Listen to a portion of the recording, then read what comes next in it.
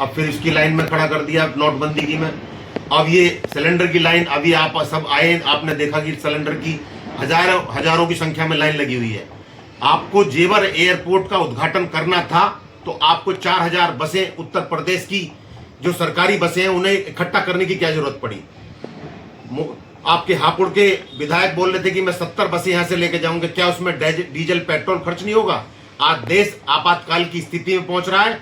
आप कई हजार बसों से वहां लाखों की भीड़ इकट्ठी करके जेवर एयरपोर्ट का उद्घाटन कर रहे हैं और जेवर के आसपास के गांवों को ये वार्निंग दी जा रही है कि अगर आप वहां नहीं पहुंचे तो आपके राशन कार्ड से नाम काट दिया जाएगा, आपको परेशानी उठानी पड़ेगी। तो मैं मोदी जी से कहना चाहूंगा, मोदी जी देश के एक शान, देश का पूरे इंटरनेशनल एयरपोर्ट बन रहा तो अच्छी बात है, आप फीता काटने जाइए। 50 किलोमीटर दूर है, 500 किलोमीटर दूर से पिछले 10 दिन से 500 अधिकारी इस काम के लगे हुए हैं। आप देश की जनता को भड़काकर ये दिखाना चाहते हैं कि मोदी जी जो कहते हैं ठीक है। एक तरफ आप संसद में रोते हैं और दूसरी तरफ आप पूरी जनता को परेशान करने में लग रहे हैं। तो मैं कहना चाहूंगा ये उद्घाटन करना बंद करें, देश की जनता का ख्याल रखें, बिजली की, पानी की, शिक्षा की, स्वास्थ्य की, इन पे ध्यान रखें। मौजूदा हालत जो सिलेंडरों की है, सिलेंडरों को व्यवस्था बनाए और आने वाले समय में जो डीजल पेट्रोल की किल्लत होने वाली है उस पर ध्यान दें, ना कि देश का डीजल पेट्रोल इसी आप अपनी पद यात्रा, इनकी जो चुनाव की रैलियां हैं इनमें खर्च कर दें।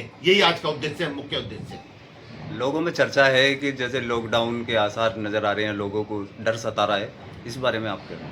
पहले डर नहीं था, पहले तो सिर्फ लोग गैस की सिलेंडरों को मांग कर रहे थे कि हमारी गैस की सिलेंडर मिल जाए, हमारे 2 टाइम का खाना बन जाए।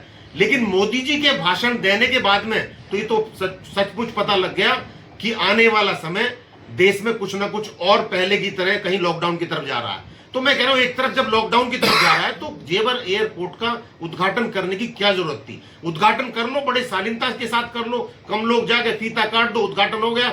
आप 4000 बस, लाखों लोगों की भीड़ या पूरे पश्चिमी उत्तर प्रदेश के लोगों को इकट्ठा करना और उनको वार्निंग देकर जबरदस्ती बैठाकर, लालच दे देकर उनको बैठा रहे और उत्तर प्रदेश की सरकार की जो सरकारी बसें हैं उनका दुरुपयोग कर उनकी तेल पेट्रोल फूंकने का काम कर रहे हैं। लॉकडाउन किस वजह से लगाने की कोशिश की जा रही है? नहीं, मोदी जी ने बोला था कि अभी संसद में आपको याद होगा कि 3 दिन पहले कि उन्होंने सर्वदलीय बैठक बुलाई कि आने वाला समय जैसे हम एक साथ पहले इकट्ठा हुआ, एक साथ कब हुआ? जब कोरोना काल हुआ, जब देश पूरी कोरोना से लॉकडाउन हुआ, सारा देश एकजुट हुआ, मोदी जी कहने थाली बजाई, ताली बजाई। कोरोना जैसी स्थिति फिर क्यों आ रही है? तो ये मुझे नहीं, ये मोदी जी, जब तो मैं कहना चाह रहा हूँ ये इसलिए आ रही है कि देश में जो प्रधानमंत्री है मोदी जी, वो अमेरिका के सामने नतमस्तक हो गए हैं।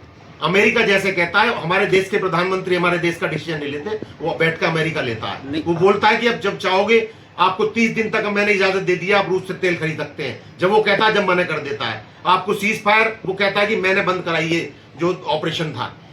हमारा सवाल ये है कि इजराइल और ईरान का युद्ध हो रहा है, लॉकडाउन की जो बात कर रहे हैं मोदी जी संसद में, वो कोरोना की बात कर रहे हैं, कोरोना के दिनों को याद कर रहे हैं। तो ये लॉकडाउन के जो आसार हैं वो युद्ध की वजह से हैं या कोई नई बीमारी देश में आने की? नहीं, युद्ध की वजह से है। ये आपको सबको पता है कि जो ईरान, इजराइल, अमेरिका का युद्ध चल रहा है तो उसकी वजह से ये उत्पन्न हमारे मोदी जी ने करे। मोदी जी को इजराइल में एक दिन पहले जब युद्ध था उससे एक दिन पहले जाने की क्या जरूरत पड़ी? जो हमारा ईरान सबसे निकटतम दोस्त था, जहां से 70% हमारे 60-70% गैस चीजें हमारे सब सामान उधर से आता है, तो उसके खिलाफ होने की क्या जरूरत थी? इजराइल के पक्ष में खड़े होने की क्या जरूरत थी? जो हमारा ये, जब पाकिस्तान का कोई मसला होता तो एक ईरान ऐसा देश है जो हमारे देश के साथ में खड़ा हुआ।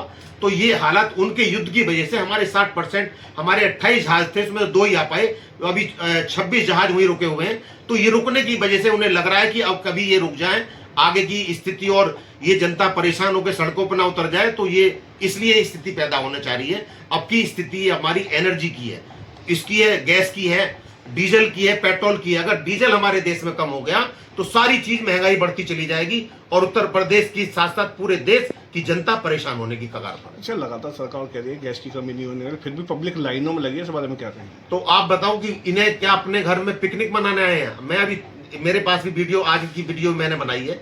क्या ये अपने घर का काम छोड़ के, नौकरी छोड़ के, अपनी बिजनेस छोड़ के, दुकान छोड़ के ये कई घंटे सुबह से शाम तक बैठे हुए? क्या ये जनता पिकनिक मनाने आई है? ये नहीं दिख रही यहाँ के देश की जनता को कि यहाँ क्या व्यवस्था बन रही है? ये लाइनों में खड़े हैं, कोई सिलेंडर 45 दिन में कह रहा है, कोई 900 950 का सिलेंडर 1500 में 5000 में ब्लैक हो रहा है। आज कई रेस्टोरेंट होटल बंद हो चुके हैं, कॉमर्शियल सिलेंडर तो बंद ही हो चुका है। आने वाले समय में सारी, मेरे से 50 लोगों ने फोन करा, चौहान साहब आप मुझे सिलेंडर दिलवाइए। तो कहने का मतलब जब जनता परेशान है तो ये इन्हें क्यों नहीं दिख रहा? इन्हें दिखता है कि विपक्षी तो सिर्फ आवाज उठाते हैं कि सरकार की बातों को मनगढ़ंत बताते हैं, लेकिन जनता सड़कों पे है, सबको पता है आज की। शायद आपके घरों का भी सिलेंडर जब खत्म हो जाएगा तो पता लगेगी आप कहां से सिफारिश से काम करेंगे। ये गैस की जो बुकिंग हो रही है इसमें ज़्यादा लोगों को परेशानी हो रही है कि वो गैस बुक नहीं हो पा रही है, तो इस बारे में आप क्या कहेंगे? नहीं, गैस की बुक जब आपके पता है कि आपकी गैस बुकिंग पहले से ही है, आपके नाम है, उनको राशन कार्ड से जोड़ने के नाम पर, उनकी बुकिंग के नाम से जब कोई लेने भी जाता है तो उन्हें पता पड़ता है कि उनके नाम से डिलीवरी पहले हो चुकी। बहुत सारी शिकायतें हमारे सामने आई हैं। तो इनकी ऐसी पारदर्शिता की बजाय जब सिलेंडर की कमी नहीं है तो जिसको तो दे दो, पहले नहीं थी, अब पहले घर घर जाने की बात थी, जब घर मिलते थे सिलेंडर। आज गैस एजेंसी पे जाने पे भी कई घंटे लाइन पे भी नहीं मिल रहे, तो सबको पता है कि गैस की किल्लत तो चली रही है।